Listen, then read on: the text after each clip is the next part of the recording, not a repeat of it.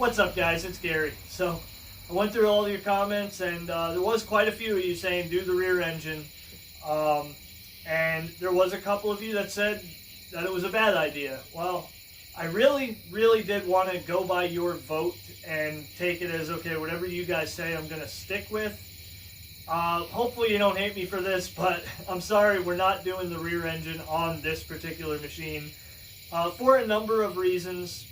One of which is I just kind of lost interest in it. It just didn't look right to me.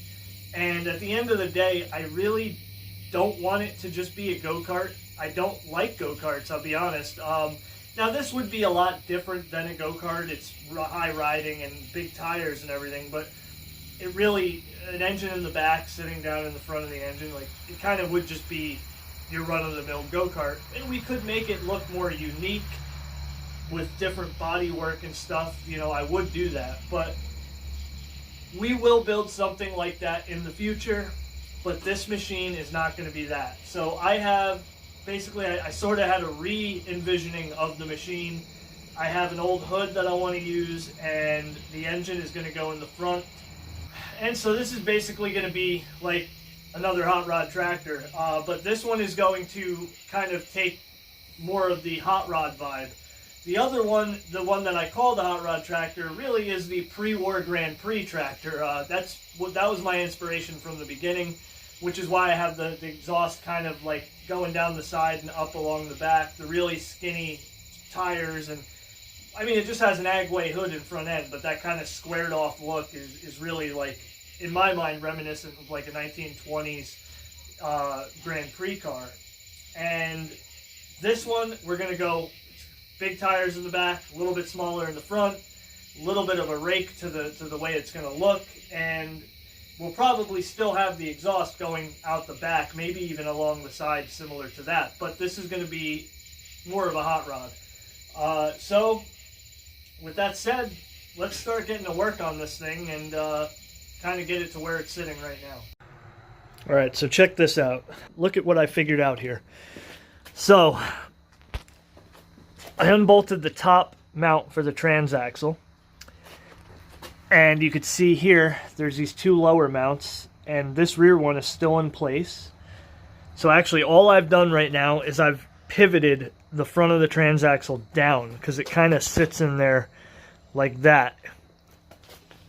Now, as far as ground clearance goes, the back of the transaxle is still in the same spot, and now the lower half, which, you know, normally ramps up, is actually just flat across the ground. And yeah, we could probably make a skid plate or something if we really want to protect that. But overall, the clearance is not much different than it was originally. But it does give us, I mean, I'll have to measure it, but we got a whole bunch more clearance to now drop whatever we want to drop in there. Now, again, the question is, are we going to drop the engine? Because now we could put the engine on the back, and we can now drop that engine 2 or 3 inches, 2.5 inches, whatever that is, down closer to the trans, so it's not super high up in the air. Or, of course, the seat can now be lower.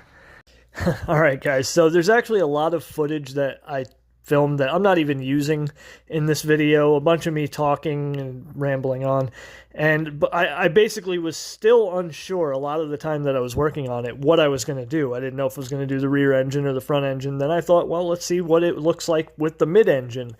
And what would be the possibility of the wheelbase, where we'd be able to sit, and, you know, more or less just a bunch of parts on the floor. But I just did want to show this to you just so you guys can get an idea of, with these parts, this engine and this transaxle, what is possible if you really wanted to, say, build a frame or really highly modify one of these frames. It would be a long, big machine if you're looking at, like, maybe doing some kind of a dragster or something.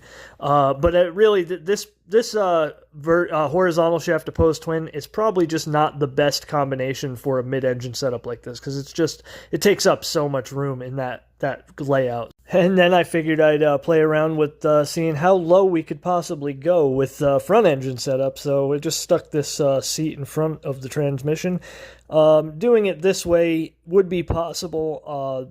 Probably be better if I had like a jack shaft or something going on the outside of the frame, because I basically would have had to have the seat offset a little bit from the center. and the shifter would be that much more complicated. And basically this is where the seat would be, though, if we did the rear engine over the transmission. But more or less, I was just playing around, kind of seeing what's possible. So let's get back to reality and actually build a rolling chassis here. Alright guys, let me show you the mess I got going on here, and then I'll fill you in on exactly what we're doing.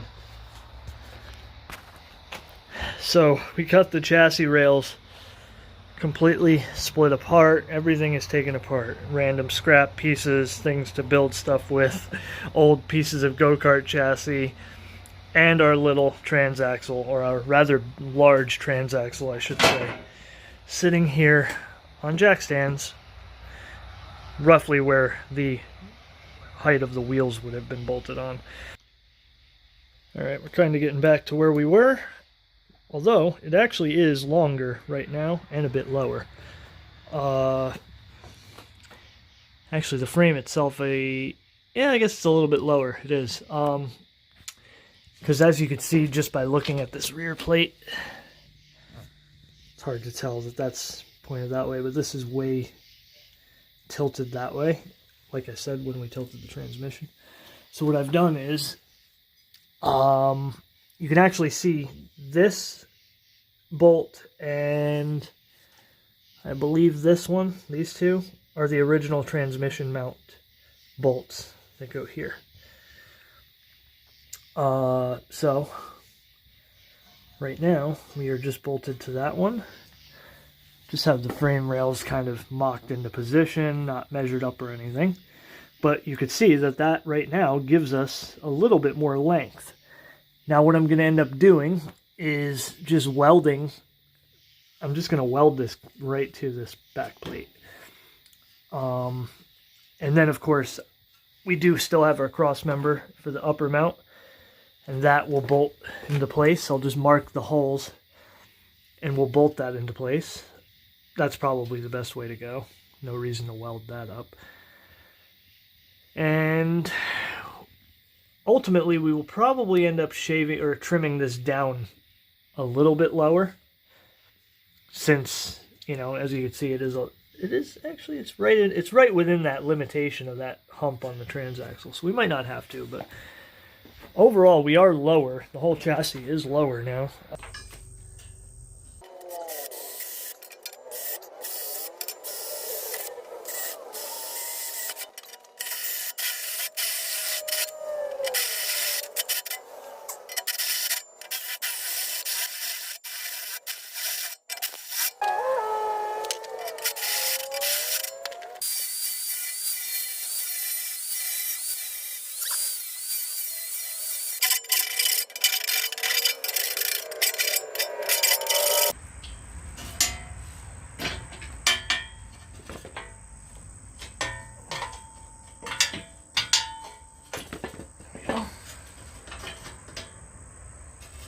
Alright, some of you guys know that I don't always film everything. I kind of just start working and get things done, and next thing you know, I'm showing you what I already did. So, remember that we are changing the orientation of the frame and the mounting of the transmission. So, again, we have the transmission is actually tilted down from where it originally is positioned. And you can kind of see how this is almost, you know, how much angle this is. That gives you an idea. And normally, our two transmission bolts here would have been actually angled like that. And this is actually where they mounted. This sandwiched over top of this frame. You can see the witness mark. So what we're doing by going to this route is we are now effectively extending the frame only about, I don't know, maybe 2 inches or so. But every little bit really counts. Every little bit helps. If you can do it easily, it's always really cool when you can just kind of stick it forward like that. And we're going to weld this. We're going to reinforce it. But there's always issues that come about when you're moving things around like that. The first one, even though I didn't even really I don't have any kind of connections here. I don't have the front axle in place. I don't have any cross members. We are still really just flopping about, okay? But I wanted to make sure I was going to be able to locate my high-low range shifter. The range shifter did not just fall into place. These are the original brackets. And actually what I ended up doing, because now not only is the frame further forward, it is also a bit lower than it was. Basically, I ended up flipping this one to, it used to be going through the bottom hole. Now it's going through the top hole, and it actually, see that mark right there? That's where it used to be. So that gives you, it's actually mounted in the original location on the frame rail. But that tells you the difference that we're working with. So that one I was able to just bolt right into place in its original location, and by putting this through the top hole. And then over here, this one only has one hole in it. And it is actually bolted in its original, or I should say, this is the original hole that it bolted to, and this little tab went through this hole. So I just instead just bolted it through this hole, and I drilled a new hole for the tab, and that got us into place. And you saw me drill the holes for the shifter. Well, they were pretty much where they needed to be. I would have had to go a little bit lower, but before I even tried doing any of that, I just said screw it, and I just cut right out to the original shifter hole. Because now I can actually, if I was to dismantle everything, I can easily get the shifter out of there without any trouble, whereas before it was kind of a struggle to get it in and out of that kind of little slot. Even when it was stock and it only had the little slot, it was a real pain. But anyway, that's where we're at. We got our shifter, and actually, here we go. We do have floppy frame rails still, so it's not the greatest, but there's high, neutral, and low. So we now have a fully functional high and low range shifter with our newly located frame rails. Now, what I actually just remembered is I pulled this camera out to show you this. Yet another issue we're running into. Easily solvable, but check it out. So now I want to go put my transmission middle cross member or secondary mount on. And of course it doesn't go on anymore because now the shifter's in the way. So what I'm just going to do, it appears that all I really need to do, because there's, you know, it's quite a bit of room here. So it looks like this will fall right in between here. I'm just going to trim this and hope that I can get it kind of up in there, because I'd really like to just have this guy just bolted in place kind of like it was, rather than welding it. And also it is a nice, it's a nice piece with, like, it's all like kind of made and conformed to fit this particular deal here, because it's kind of, you know, this isn't just a flat piece, it's kind of like angled like that. So it actually would be ideal to continue using this piece. So we're going to go ahead and we'll get that set up, and we will move forward.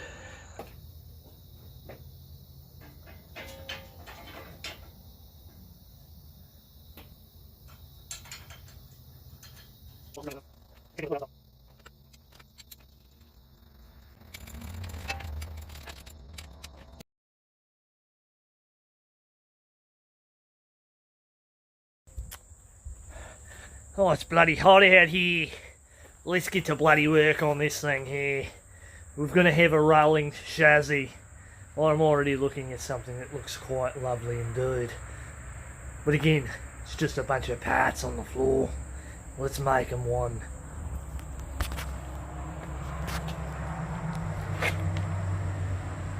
We've got another hot rod incoming.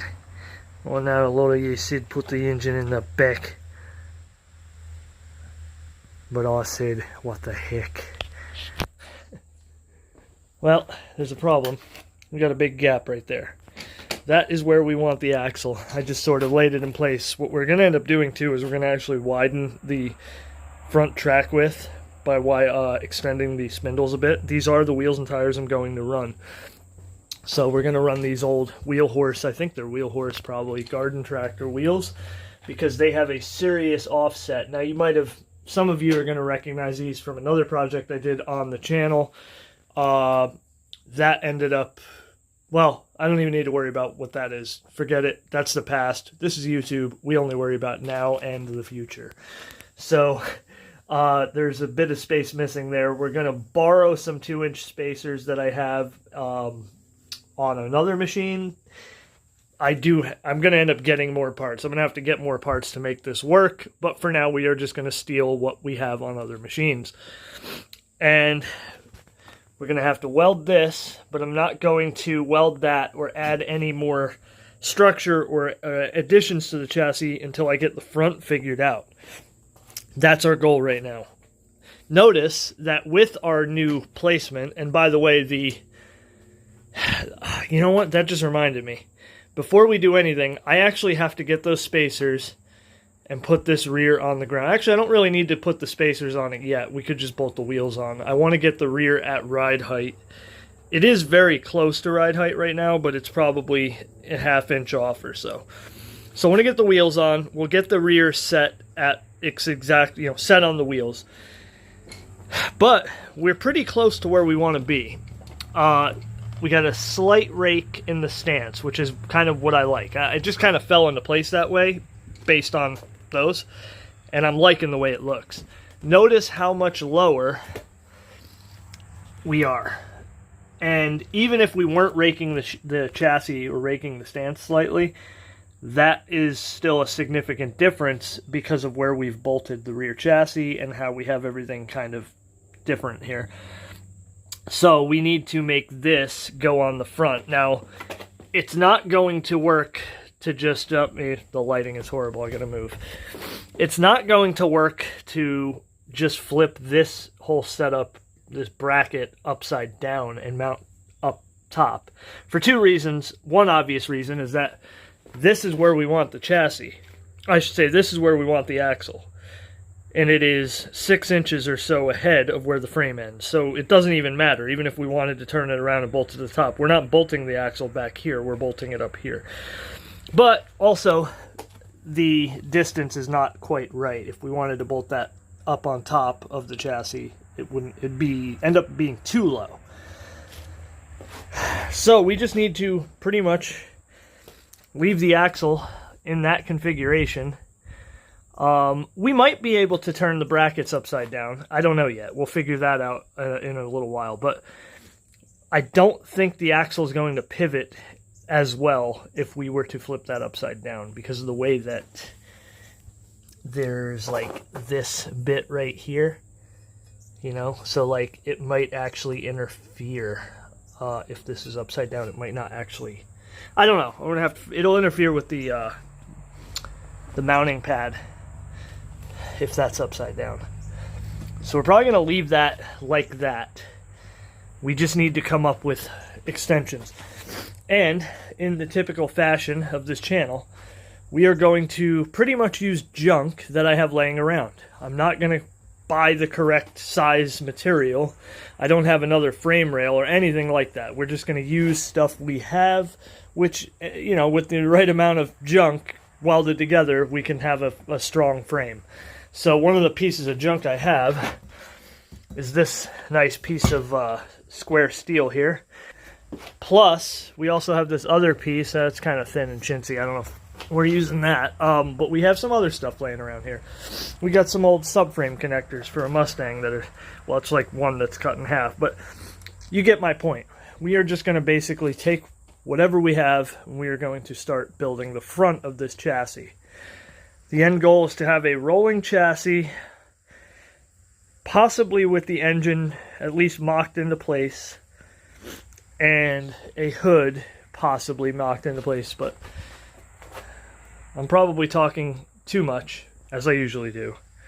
Let's get to work. Alright, well, I definitely always stare at these things a lot longer than I actually work on them, so at some point you just got to start cutting up junk and welding junk to junk. So, got some angle iron. I decided that was the best material I had. Probably not the best material to choose, but when it's literally sitting here and it's free, it's the best material. So, already actually had one piece, I think it was that one, that was already exactly that length.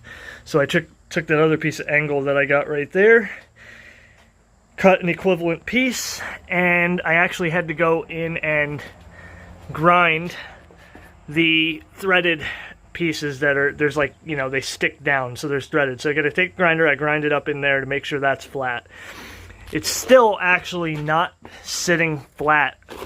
It's sitting flat on the side there. But once we start welding, we're gonna have to hammer this guy down to get that nice and tight. And that's just because the way that that frame rail is rounded, and this is perfectly angled square, so you're never going to get that perfect. Possibly would have been a little better with like a piece of square tube, that fitment, because a square tube typically has, sometimes they have like a little bit rounder of an edge. Here's another thing I ran into, and we solved the issue, is you can see I actually have my axle brackets bolted into place under there where they used to be. That's because the frame rails were kind of, they were splayed out a little bit. So basically, even though I got that engine plate up there, the lower part of the frame, it was kind of angled out. So I stuck those in there and pulled it all in, so it's actually, each frame rail is now, you know, perfectly straight as it's supposed to be. Oh, you bastard. Forgot to turn the gas on.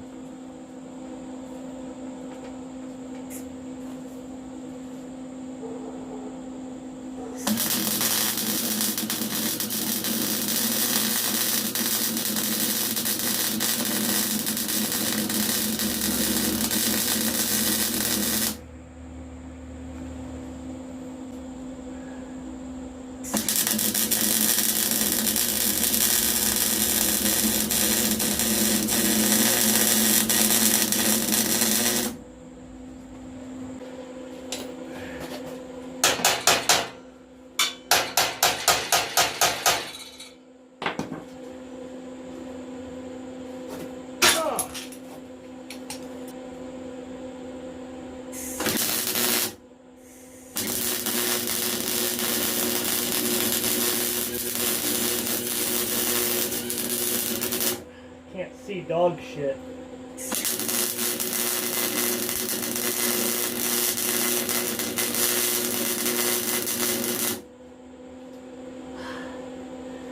Alright, that's a weld.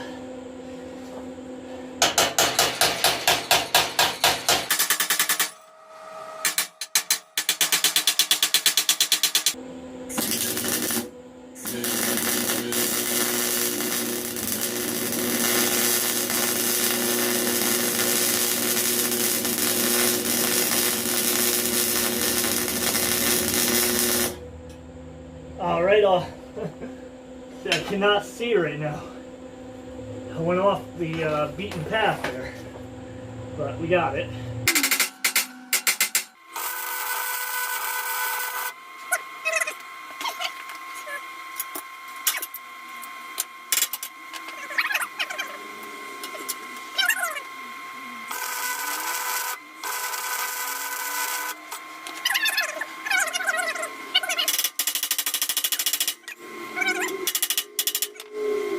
Alright, check it out. The good side.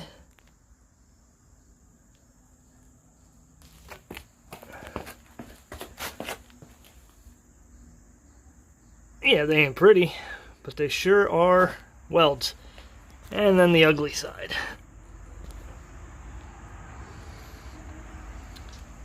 Now, nothing. I don't know. Don't know what I was going to say.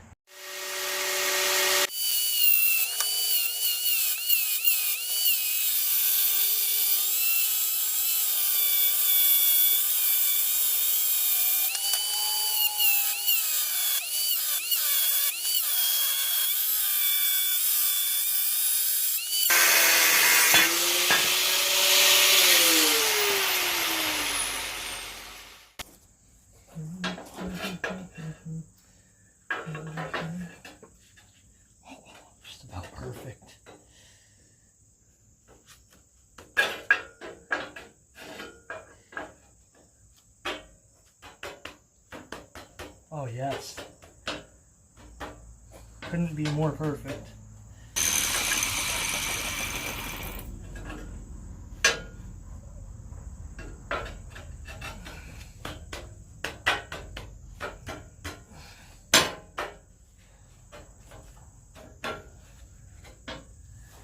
Oh yeah, nice. Not bad, not great, not perfect, but good as it gets.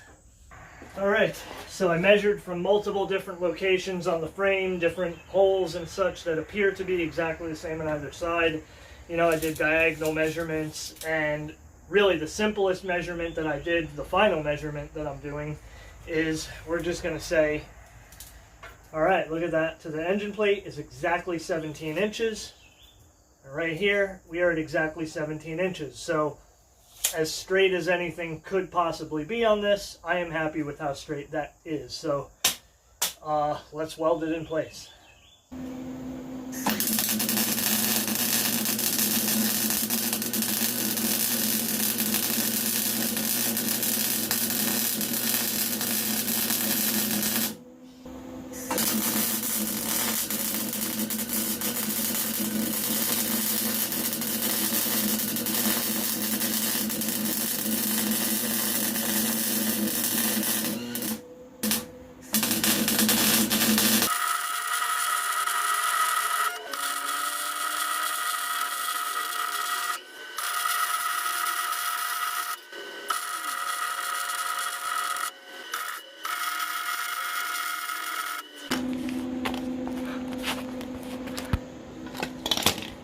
I mean, overall, this is like my best work yet, if I may say so myself. See, even when you're welding junk to junk, you still want it to look good. Well, some of you guys might argue and say it looks like crap, but I don't care. It's quite obviously a very solid weld, and I like it. I'm very happy with this. Alright, so I know some of you guys have been screaming at me about the rear tires not being exactly the same, and my measurements are going to be all off. So I did actually go and put the jack stands back under the rear axle to get the rear frame welded in place. There's only, I can't even fit a finger underneath the rear tires, so we're pretty close to our stance, even with the jack stands in place, and I'm more confident, I feel better about that. Because that floor is basically flat, but those tires, I definitely think they're a little bit off from each other. They're obviously different tires. They're the same size, but you know how tires are. They never really are the same size. Alright, let me show you what I should have done, and I'm really disappointed that I didn't think about this, because I didn't really consider the actual length of this. So I wasn't thinking, okay, the axle is really just going to go right here, whether it pivots or not. I didn't really think that far ahead. Of course I should have, because look, our axle bracket, the piece that holds the axle up in that it pivots on, was basically the exact right size. We could have not used this angle iron. We could have actually just dropped this guy right in place where this is, welded it up pretty much the same way, and that would have been, we would have just put our axle right on there, and then we would just have to add the front piece and connect it up so it would have strength. We didn't do that. We're not going to go backwards at this point. So the reason I actually thought of this is I was like, okay, I was mocking the axle into place, figuring out my wheelbase, deciding whether or not I was going to mount it directly or if I was going to pivot it. So I said, you know what, where the axle lands right here is actually longer than I wanted it to be. So I was going to have the chassis a little bit lower in the front because the tires are shorter. So ultimately, if I put bigger tires on, I don't want the front to be nose high. But I've compromised, and I was going to go a little bit higher with the chassis in the front, and therefore the axle will just go right to here. I was going to take and mark and drill this angle iron, and that was going to be that. So once I figured that out, I was like, well, let me use this to kind of help myself mark it. And then I was like, what the heck? I could have just welded that right in there. This is nice and thick. You know, it's a really perfect piece. Now this is as thick, or yeah, it's about as thick. So that's good. All we're really going to end up doing now is we're going to drill this, and then we'll just put the front plate, this plate basically will go on the front, and I may just chop these off and actually just weld something to connect it up. I'm not even sure yet how I'm going to do it, because we really don't want it to just be mounted to this. I'm more of an eyeball guy myself. Never was fond of measuring tapes or rulers. That'll work. And I'm telling you, that's about as centered as I'm going to get, even if I measured it and marked it. So everything is as lined up as it's going to be right there. We'll just grab the drill bit that's that size, and that'll be our guide.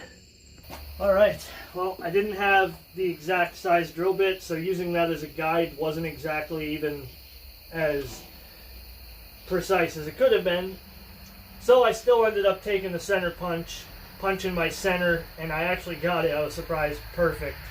It couldn't be any better. So now we are just taking the unibit. You just got to get it big enough for this bolt. So it looks like probably one more step on the unibit. Pretty thick metal too, so you got to go in one side and then in the other side. So let's go one more step.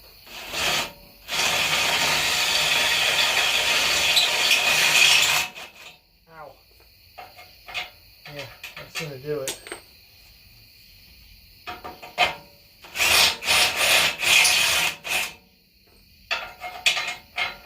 Perfect.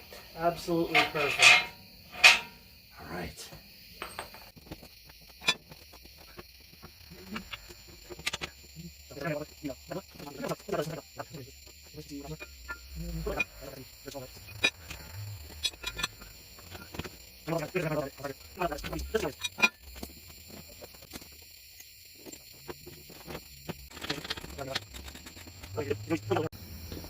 All right. So actually, this looks pretty sturdy. Like, to be honest, there's not a whole lot of flex, but it wouldn't be right that way, you know. It definitely does have some flex. Now, a regular tractor has a pivot in the middle, and then they usually have like drag links, basically, or that's not what they're called. Shoot, I can't remember the name of them.